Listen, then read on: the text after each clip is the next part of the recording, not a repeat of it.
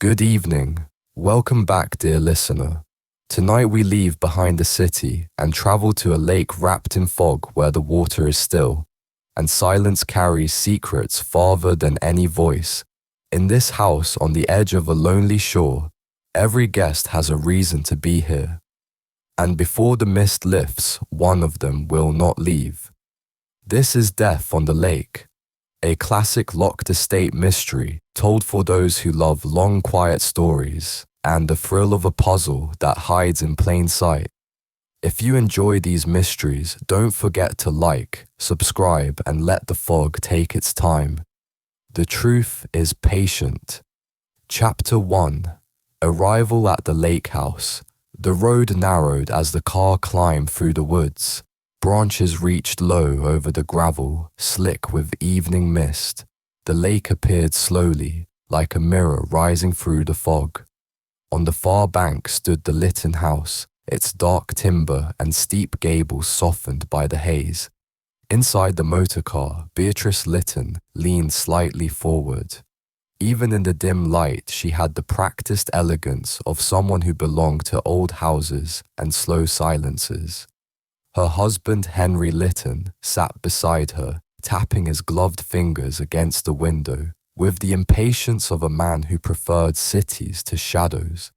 Behind them, Rupert Hale, the journalist, laughed softly at his own remark.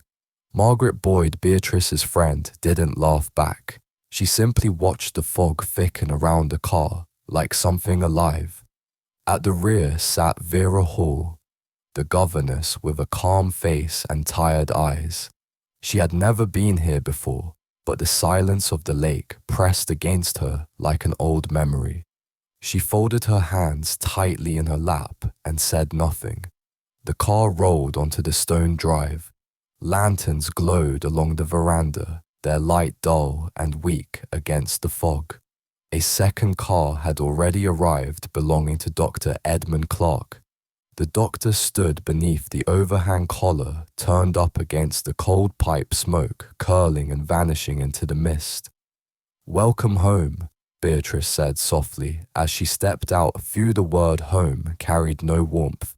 Henry exhaled sharply. "Let's get inside before this place freezes me alive." The servants carried trunks inside. Footsteps echoed softly on the old wood. The house smelled of rain and cedar and something faintly metallic, the kind of smell that clings to places near deep water. Constable Dyer, the young village policeman, stood near the door, cap in hand. "Evening, madam," he said politely. "Fog's settling in fast tonight." "Yes," Beatrice answered, without looking at him. "It usually does." Inside the drawing room waited like a theatre stage. The fire in the stone hearth burned low, throwing gold light against the walls. Portraits of long-dead Lyttons watched from the panels. Every tick of the grandfather clock sounded louder than it should have. Edmund Clark greeted them one by one, his voice calm, his smile faint. Rupert Hale poured himself a drink without asking. Margaret Boyd removed her gloves, slowly, as if testing the air. Vera Hall hovered near the back of the room, her eyes drawn to the lake beyond the window. "Fog's thicker than I've seen it in years," Edmund remarked. Beatrice smiled, the kind of smile that hid as much as it showed. "That's the beauty of this place. Once the fog settles, the rest of the world disappears." Henry dropped into a chair with a heavy sigh. "And we disappear with it." The clock struck 7. The fog pressed its cold face against the windows. Somewhere far out on the lake, a single ripple spread across the surface, though no one had touched the water. Chapter 2. Fog over the water. The fog thickened after dinner. It pressed itself against the lakehouse windows as if trying to listen. The lamps in the garden gave off dull orange halos that hung in the mist and went no farther. Beyond that, there was only water and silence. Beatrice moved through the drawing room like a hostess born to silence. Her pearls glimmered softly in the lamplight. Rupert sat on the edge of a wing-back chair, turning his glass slowly in his hand, eyes half on her and half on the lake outside. Margaret watched him from the mantel. "You're restless," she said. Rupert smiled thinly. "I don't trust a place where I can't see more than 10 feet ahead." Vera Hall lingered by the French doors that opened onto the veranda. Her reflection in the glass was ghostly. "It's beautiful," she whispered, "like the lake is breathing." Henry let out a short laugh. "Or hiding something." Edmund Clark closed his medical bag on the low table. "Fog isn't dangerous, Henry. It's only air and water." Henry looked at him with the smile of a man who didn't believe in calm voices. "So you say." Outside the bell buoy near the dock tolled once faint and hollow. Rupert stood and walked to the window. "There it is," he murmured, like a warning. Beatrice poured herself a drink with steady hands. "It does that every night." "Doesn't make it less unpleasant," Rupert replied. Constable Dyer entered quietly from the hallway. His boots left small damp marks on the parquet floor. "All shutters are fastened, Mrs. Lytton. Fog's coming in thicker now. Can't see past the boathouse." "Good," Beatrice said simply. "The fog keeps unwanted things out." Rupert turned. "And sometimes keeps something in." A silence followed, just long enough for everyone to hear the lake breathing through the mist. Henry exhaled. "You've managed to trap us here with a lake and no view. Perfect." Beatrice smiled. "That was the idea." Rupert set down his glass. "You throw charming parties, Mrs. Lytton, but I do hope no one drowns." "Not tonight," Beatrice replied, and for a moment it wasn't clear whether it was reassurance or a promise. The clock struck 8. Outside, the fog crept over the water, swallowing the boathouse from sight. Chapter 3. The Scream by the Boathouse. It began with the scream, a short high cry that cut through the fog like the strike of a bell. The conversation in the drawing room froze. Henry set down his glass too fast. Vera clutched the arm of the doorframe. Margaret turned first toward the veranda. Rupert ran to the French doors and flung them open. The fog poured in like smoke from a burning house. Constable Dyer grabbed a lantern and ran toward the boathouse. Rupert followed close behind. Beatrice stayed at the threshold, unmoving. Henry cursed under his breath and stumbled after them. The fog thickened near the water. The bell buoy tolled once more. Dyer held the lantern high and it barely pierced the mist. "There!" Rupert shouted. A shape floated near the dock. At first it seemed like driftwood. Then the lantern light caught a face, pale, slack, and still. Dyer waded knee-deep into the lake, dragging the body to shore. It was Henry Lytton.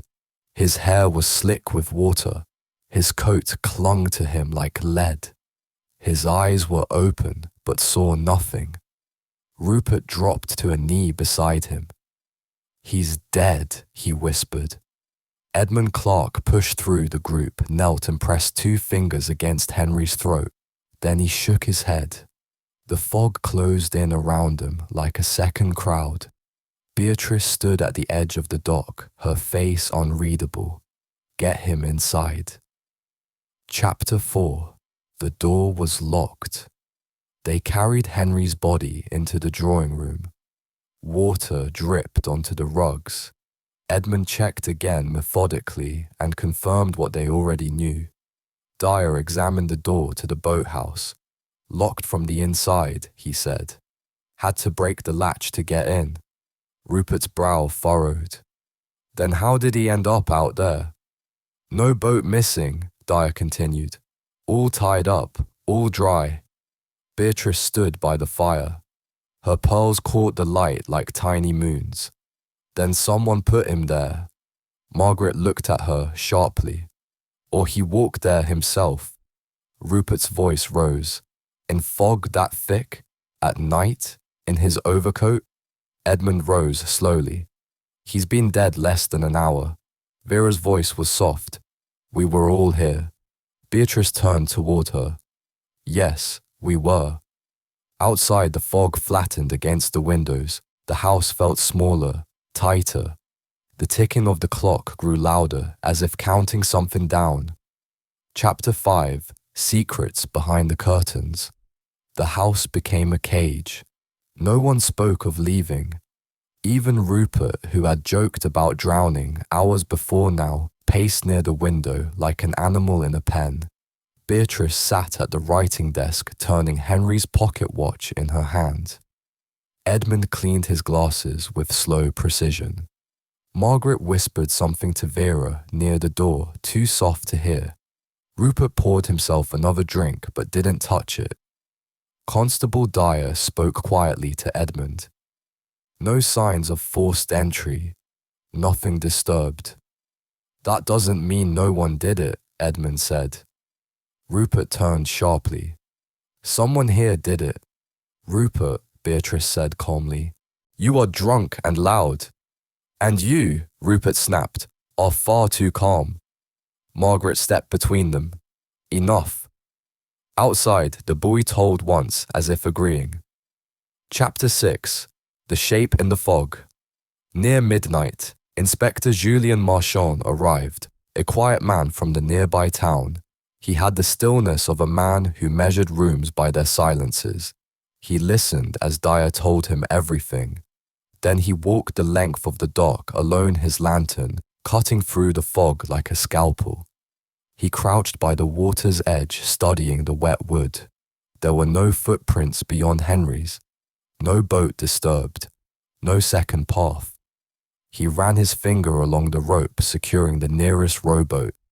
It was damp from fog, not from use. And near the piling, he saw something, a length of silk fabric caught in the splinter of the dock. Pale like ivory, he pocketed it without a word. Chapter 7: The lake remembers. In the morning, the fog did not lift. It only turned a dull silver. The guests gathered in the drawing room, faces pale from lack of sleep. Julian stood by the window, the lake invisible behind the mist. Henry Lytton drowned, he said quietly, but he did not walk into the water by accident. Beatrice's eyes narrowed slightly. And what do you mean by that? The boathouse door was locked from inside, Julian replied. No one left by the dock. Then how? Rupert demanded. Someone used the fog, Julian said. And something else. He laid the silk fabric on the table. This was torn from clothing, on the dock, near where his body was found. Beatrice's eyes flicked down to her silk evening gown, pale ivory. Margaret inhaled slowly. So it's true then. Chapter 8: The Quiet Confession. That night they sat once more in the drawing room. The fog pressed in like breath on glass. Julian stood near the fire. He spoke softly as though to the house itself.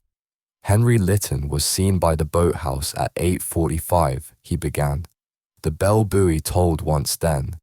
Beatrice followed him outside, wearing the silk gown she wears now. Rupert, you were by the bar. Margaret, you were near the stairs. Vera, you were at the door. Beatrice's voice was calm. You sound very sure of yourself. I am, Julian replied, because the doc told me everything. Rupert laughed once, sharp and brittle. The doc? The man's mad. Julian ignored him. The fog erased sight, not sound.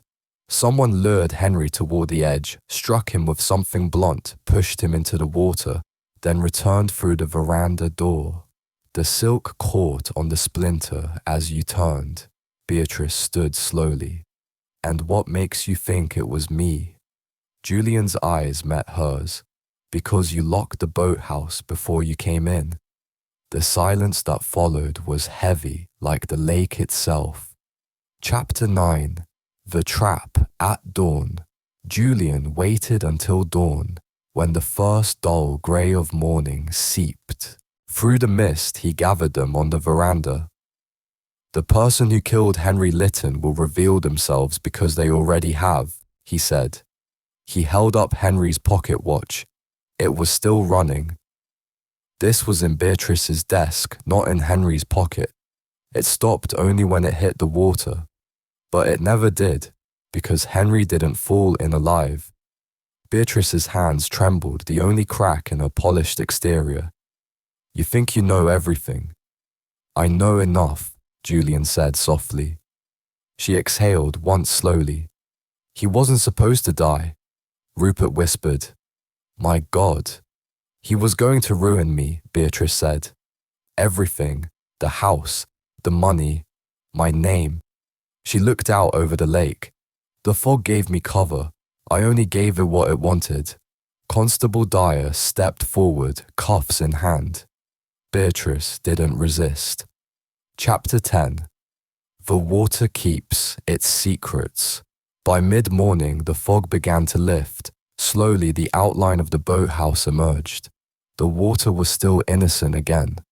The lakehouse stood in brittle sunlight as if the night before had been a story someone imagined. Beatrice Lytton was taken away in the constable's car pearls still around her neck. Rupert watched silently, his usual glibness gone. Margaret walked to the edge of the dock and stared into the water. Vera stood beside her, quiet and pale. Julian remained in the drawing room, hands folded behind his back, looking at the pale silk fabric on the table. Fog is patient, he said softly to no one in particular. It waits and then it remembers. Outside, the lake rippled once and then stilled.